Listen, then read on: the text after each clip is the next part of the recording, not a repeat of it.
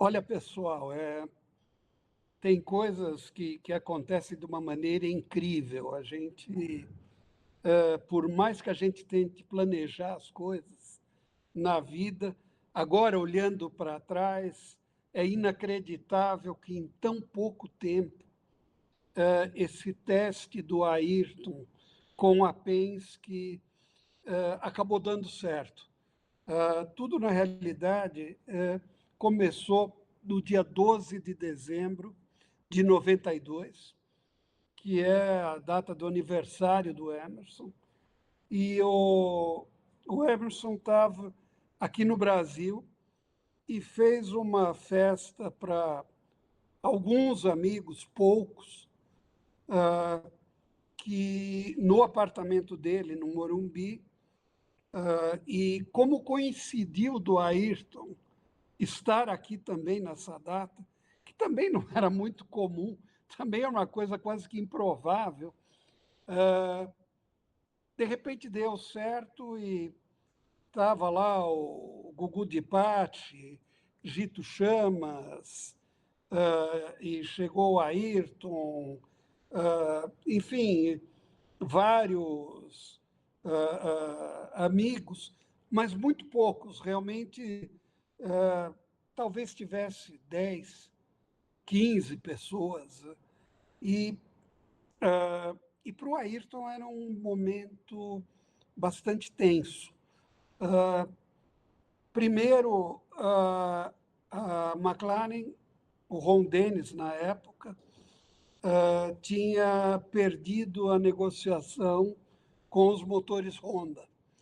Então, e não tinha nenhum outro motor dos melhores, mais possantes, disponíveis, e a coisa estava caminhando para a McLaren ter que correr com o motor Cosworth na temporada de 93, que era sabidamente o motor menos competitivo.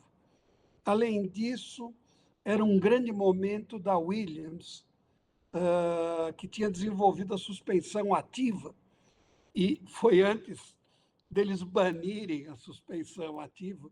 Então, a Williams tinha uma vantagem muito grande, e o Ayrton, lógico, com o espírito competitivo dele, a possibilidade de não vencer corridas era inaceitável para ele.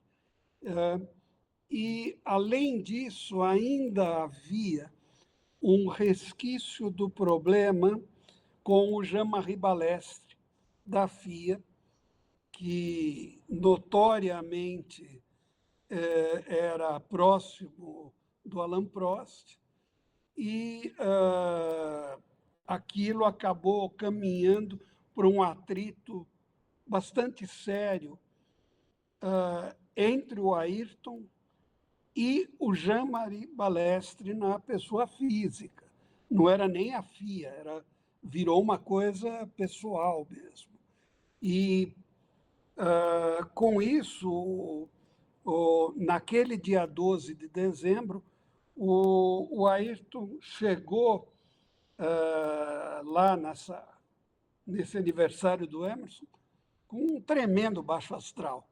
Realmente estava num momento que ele estava considerando até um ano sabático, parar por um ano, que a posição dele era prefiro não correr do que subir num carro sem condições de ganhar corridas. O Ron Dennis insistia em que o carro seria competitivo, como de fato até foi, e a outra pendência seria do Ron Dennis entrar num acordo financeiro com o Ayrton para a temporada de 93. E esse acordo, se vocês lembrarem, ou para aqueles que lembrarem, esse acordo acabou saindo num pagamento corrida a corrida, porque era um contrato que permitia o Ayrton parar caso o carro não fosse competitivo. Então, se você pensar no que era comum na Fórmula 1 nos anos 90, aquele dezembro de 1992 era tudo que se poderia imaginar ao contrário. O melhor piloto daquele momento, sem ter um convite à proposta de um carro competitivo. E aí, lógico, todos os amigos do Emerson lá, ultrajados com o problema, principalmente com o problema com o Jean-Marie Balestre, sabe? Era o Ayrton comentando minúcias desse relacionamento, tipo recebendo advertências 5 minutos antes de um treino de classificação, enfim, um, uma tática que realmente visava até desestabilizar o emocional do Ayrton naquela altura. E aí, na conversa, veio a ideia de por que você não veio para a Fórmula Indy? E aí o Ayrton falou, não, também não é assim. O precipício dos valores envolvidos na Fórmula Indy daqueles anos com a Fórmula 1, o Ayrton recebia a cada 2 corridas o que o Emerson recebia pela temporada, na Penske, que era a maior equipe, com a Marlboro, que era o maior patrocínio. Então, lógico que a ideia do Emerson de trazer o Ayrton era 100% válida, mas não encaixava naquela realidade. E aí, daquilo desenvolveu e veio. E por que não uma ameaça? Todo mundo sabia que a grande preocupação da Fórmula 1, do Bernie, da FIA, seria o Ayrton ir para a Fórmula Indy. Seria um abalo decisivo no prestígio mundial da Fórmula 1. E aí, olha, até que é uma ideia, mas como, quando? E de imediato o Emerson pegou o telefone e falou, eu vou ligar para o Roger. E eu ainda comentei, falei, olha, McLaren está sem contrato de motor, então não temos conflito de motor nesse momento, sendo que o carro da Indy, da Penske, tinha motor Chevrolet. Se fosse um mês antes, quando ainda tinha o motor Honda na McLaren, esse jogo não teria dado certo. Mas naquele momento, McLaren não tinha compromisso de motor.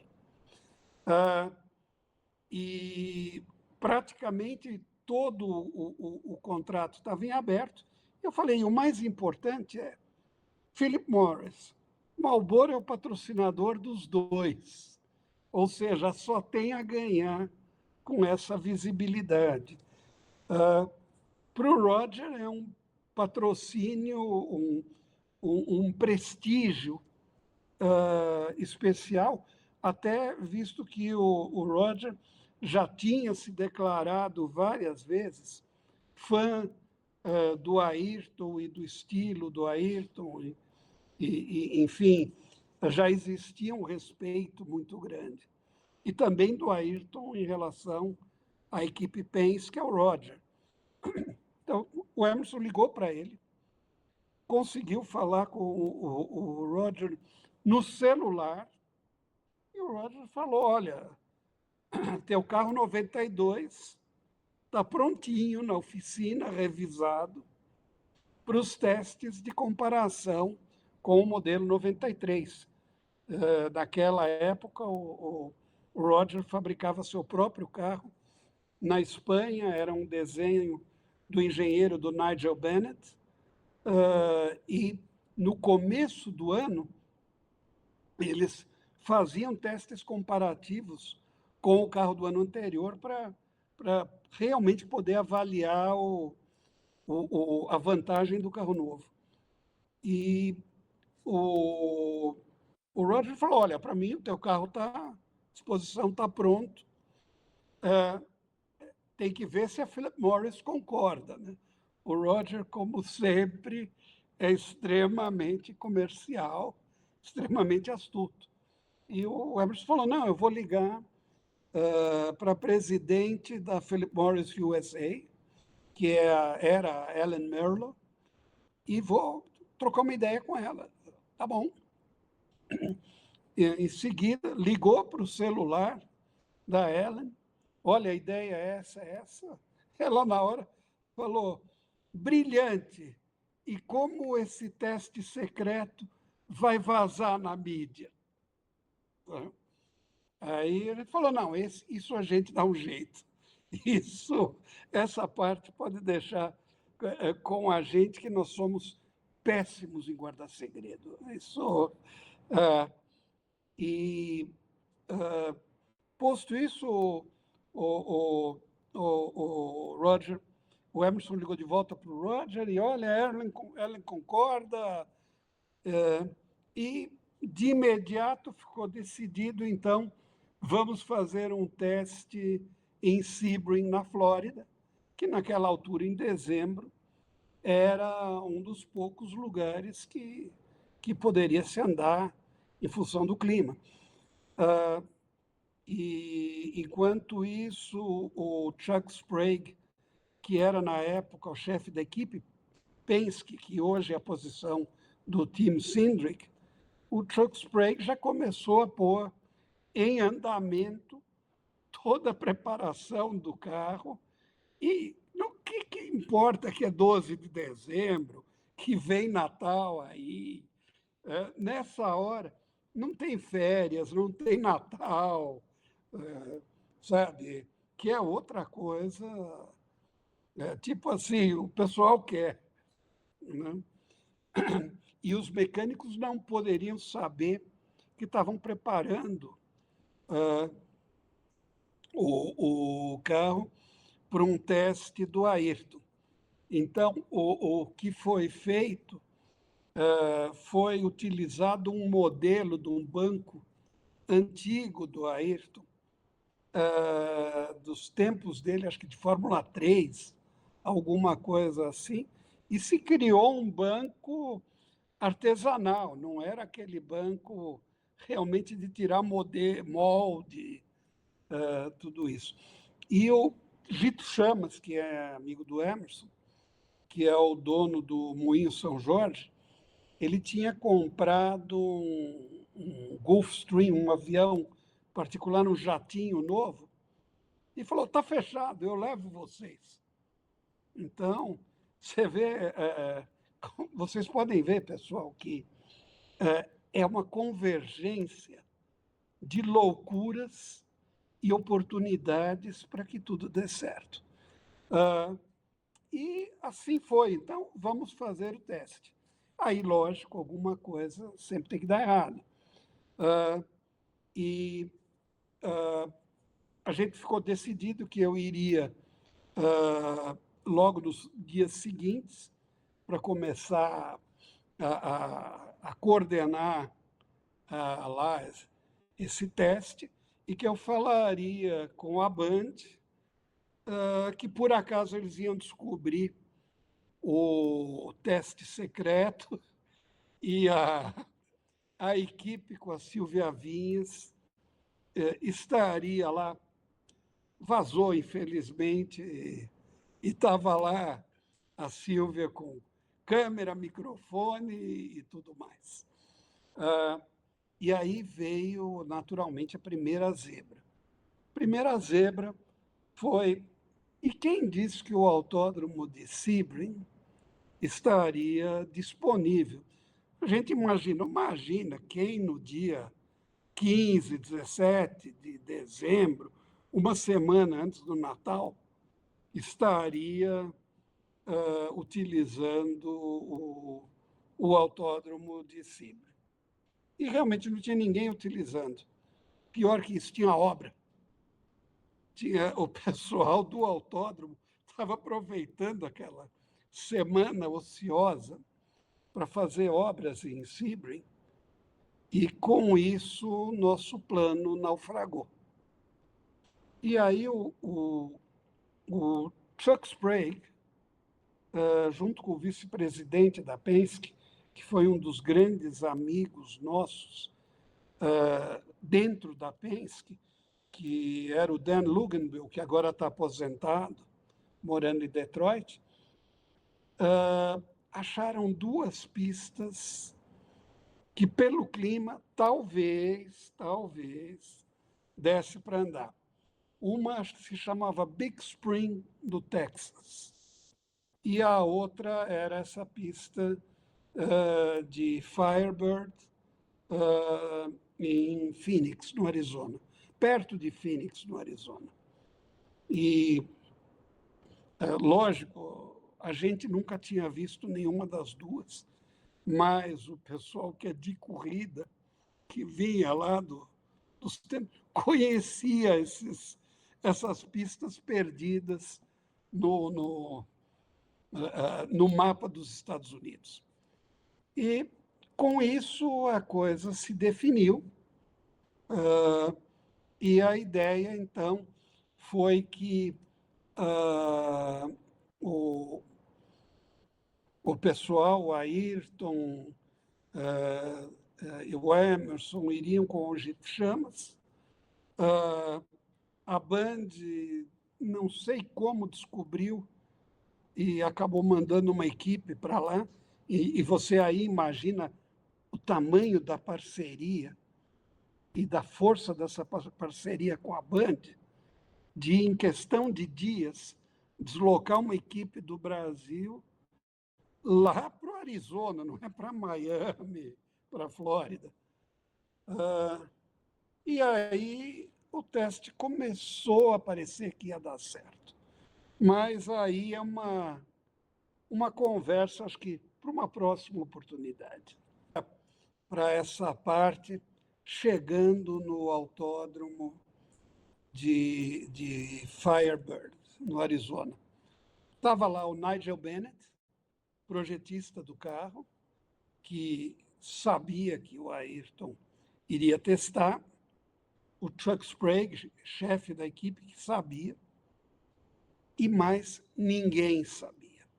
E aí, lógico, com o envolvimento da Philip Morris, já vem uma organização padrão Marlboro, que é limousine esperando no aeroporto, etc, etc. E o pessoal, ninguém sabia quantas pessoas viriam no voo do jatinho, que chegariam lá em Phoenix. Então, a Philip Morris, para não deixar escapar nada, mandou 3 limousines pretas enormes pegar o pessoal no aeroporto. E aí pegou o pessoal no aeroporto, tá? E todo mundo, nós esperando no autódromo para ver quando chegaria e quem chegaria, né? E o mais desacorçoado era o amigo do Jefferson Kern, o Paul Tracy. O, o Paul Tracy estava negociando o contrato com a Penske e ainda não estava fechado para a temporada de 93, e foi mandado pela equipe lá para Firebird um dia antes para fazer o shakedown do carro. Não, que foi shakedown, que vai ter um teste e tal, não sei o quê. E lá estava ele, lá sentadinho, com seu óculos. Tal. Naquela época ele não.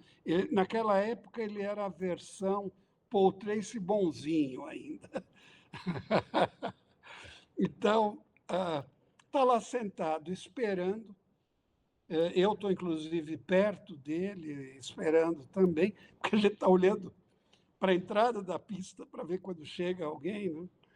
E qual a cara do Paul Tracy? A hora que ele vê entrar 3 limousines pretas, e da primeira limousine, de um lado abre a porta, desce o Emerson, na outra abre a porta do outro lado e desce o Ayrton Senna, a cara dele foi assim: bom, estou desempregado. Foi avassalador. Ele nem foi cumprimentar o Emerson e o Ayrton. Ele foi para o outro lado andando, meio fingindo que não viu. Sabe? E aí você imagina, o pessoal chegando do voo. Caramba, não é? Né? Bom, chegam lá, né, e olham o carro, aí, de repente, eu vejo os mecânicos todos cochichando entre eles, aquela coisa: é o Ayrton? Não, não é o Ayrton. Não, é Senna, esse Senna. Não, não, sabe? Não sei o quê, até que se deram conta de que era o Ayrton. A equipe da Band não estava pronta ainda, era um tal de plugar a câmera, de pôr bateria na câmera, cinegrafista correndo, a Silvia Vinhas arrumando o cabelo, sabe? Aquela coisa. E, para a frustração deles, eles tiveram que ficar esperando, porque a prioridade do Ayrton era ver o carro, falar com o engenheiro e com os mecânicos. Sabe? A prioridade dele, apesar de que o teste não era para ser tão levado a sério, uhum, ele. Primeira coisa do Ayrton foi lá querer saber do carro. Tínhamos pneus novos ainda para fazer o teste. O autódromo era pavoroso, era pequeno, estreito, estaria mais para um cartódromo nas nossas proporções do que um autódromo de verdade. Tanto que eu não consigo imaginar quem que corria, quem que utilizava aquela pista ainda. Mas pelas marcas nos guarda-reios, ela estava sendo recentemente utilizada. E também os boxes pavorosos que ele não estava usando para nada, porque a Penske veio com aquela estrutura, com o caminhão, montou a tenda dela, tipo, para ficar no padrão dela. Enfim, aí o Emerson saiu, deu algumas voltas. Esse carro tinha uma coisa de, de espetacular, que era a elasticidade do motor. Era um motor que permitia quase parar numa curva lenta, que saía de primeira ou de segunda, e saía limpinho, subia de giro, sem nenhuma engasgada, que é uma coisa que o Ayrton, inclusive, percebeu. Ele falou: mas o motor tem torque em qualquer faixa de giro? Ele falava para o Nigel Bennett. E o Nigel falou: esse motor é extremamente dócil. O Nigel até falou: esse motor ainda está muito longe do ponto máximo de desenvolvimento dele. E o Ed falou: porque comparado com a Fórmula 1, onde a faixa útil de giro do motor ficava era uma faixa de 1.500 giros entre a mínima e a máxima útil do motor, enquanto a do Indy eram 6.000 giros de faixa. Né? E o Emerson andou, deu algumas voltas e virou. Eu tenho a cópia do manual desse timesheet que os mecânicos fizeram, e aí eu consegui tirar uma xerox.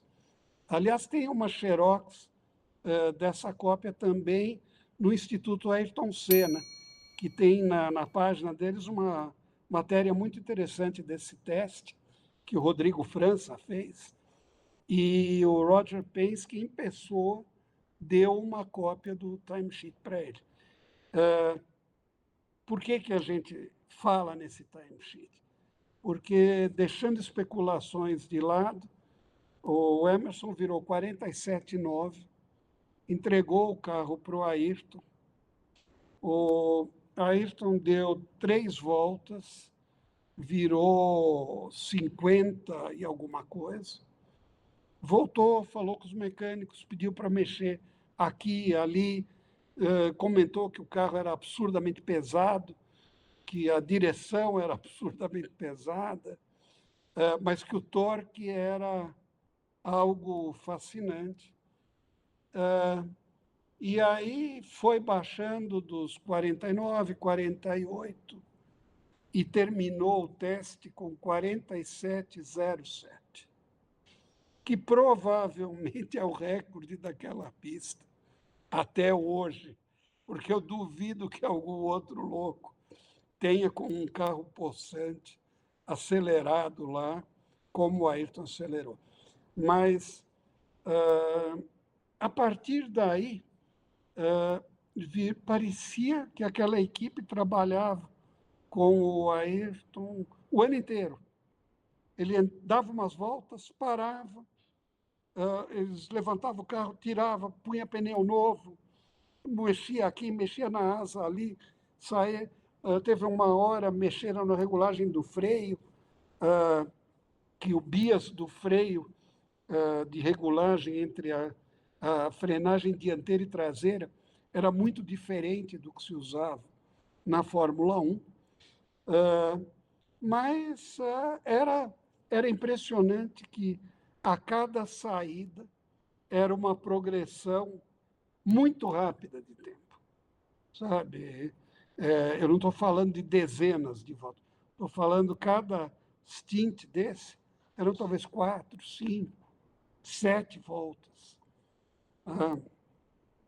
De qualquer forma, foi extremamente interessante, produtivo. Toda a equipe, o Nigel Bennett adorou. Finalmente, a Band, com a Silvia Vinhas, conseguiu captar não só as imagens do carro na pista, mas também conversou com o Ayrton. E, a partir deste momento, chegou a grande diferença do teste, que foi deixar do Ayrton Senna ou da equipe Penske profissional. Aí, no momento que parou o teste, a conversa foi: bom, então vamos jantar hoje à noite. E o Ayrton, sim, lógico, vamos jantar. Não é um 5 estrelas do Michelin. Não, vamos jantar hoje à noite, não comi nada ainda. E, naquele momento, virou um relacionamento de pessoa física, onde na mesa estava o Emerson, o Chuck Sprague, o Nigel Bennett, o Ayrton, a Silvia Vinhas. Sabe, de repente é impressionante como você pode ver em questão de horas um relacionamento totalmente ultraprofissional virar um relacionamento pessoal. E aí terminou aquele jantar com: e aí, o que você vai fazer? Não sei, vamos esperar. Mas será que o motor Cosworth é tão inferior? Sabe? Aí você tinha o próprio pessoal da Penske dando palpite no que o Ayrton poderia fazer na Fórmula 1. É uma coisa inacreditável. Então, com certeza, pessoal, é um daqueles momentos que não só dificilmente serão esquecidos, mas, mais do que isso, são únicos. Pessoal, resumindo um pouco a história do teste, eu até, vamos dizer, fui meio que agora atiçado pelo Balsa para falar isso para vocês. Foi uma cartada, sim. Foi uma cartada que deu muito certo, porque dia 25 de dezembro o Papai Noel do Ron Dennis chegou e tudo se acertou. E, inclusive, via CBA, FIA, etc. e tal, todo mundo meio que concordou em que não haveria mais hostilidades na temporada de 93. O Ron Dennis, inclusive, assegurou que seria uma nova geração do motor Cosworth, que estaria ganhando 40 cavalos em relação ao usado na temporada de 92. Começou também a discussão se a suspensão ativa seria banida ou não, e naquela altura, eu acho que muita gente já sabia que ela seria banida, porque o próprio Ron Dennis tirou uma parte desse budget de desenvolvimento da suspensão ativa, provavelmente para pagar o Ayrton.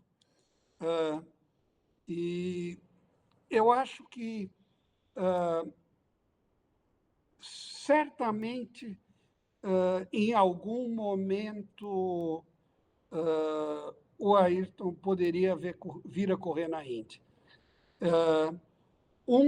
Que ele gostou muito da experiência de dirigir o carro. Ele, no jantar, ele falava, não, mas esse carro é selvagem, esse carro... ele falou, ele é muito gostoso de pilotar.